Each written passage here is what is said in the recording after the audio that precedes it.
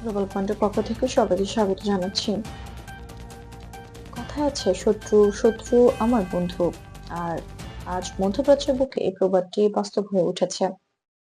ইসরায়েলের গোয়েন্দা সংস্থা মোসাদের নজর এড়িয়ে বেইজিং এখন তেহরানের ঘরে প্রবেশ করছে, যেখানে চীন ইরানের সামরিক ও প্রযুক্তিগত সহযোগিতা নতুন মাত্রা পেয়েছে। বিশ্লেষকরা বলছেন চীনের এই পদক্ষেপ মূলত প্রতিরক্ষা ও নিরাপত্তা শক্তিশালী করার জন্য। বিশেষ করে ড্রোন প্রযুক্তি, রাডার এবং স্যাটেলাইট মনিটরিং এ চীনা সহায়তা ইরানকে মধ্যপ্রাচ্যের প্রতিরক্ষা ক্ষেত্রে আরো সক্ষম করছে। ভেরিফাইড সোর্স নিশ্চিত করছে এটি কোনো সরাসরি আক্রমণাত্মক কার্যক্রম নয়, বরং নিরাপত্তা ও নজরদারির অংশ। মার্কিন যুক্তরাষ্ট্র এবং ইসরায়েলের সহযোগিতা সতর্কতার সঙ্গে পর্যবেক্ষণ করছে। আন্তর্জাতিক অংশীদাররা লক্ষ্য রাখছে যাতে এই প্রযুক্তিগত উন্নয়ন শান্তিপূর্ণ এবং আন্তর্জাতিক নিরাপত্তা নীতির মধ্যে সীমাবদ্ধ থাকে।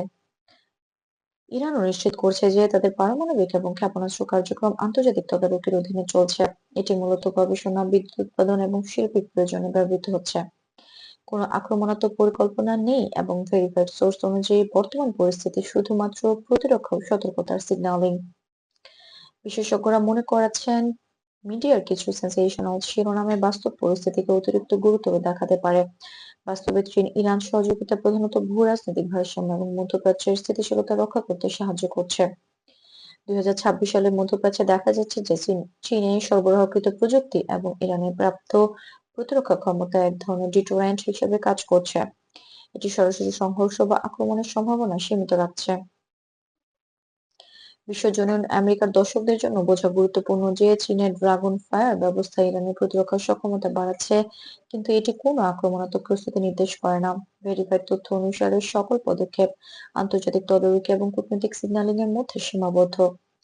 এই পরিস্থিতিতে মধ্যপ্রাচ্যের স্থিতিশীলতা বজায় রাখতে আন্তর্জাতিক সমন্বয়, সতর্কতা এবং পর্যবেক্ষণ অপরিহার্য।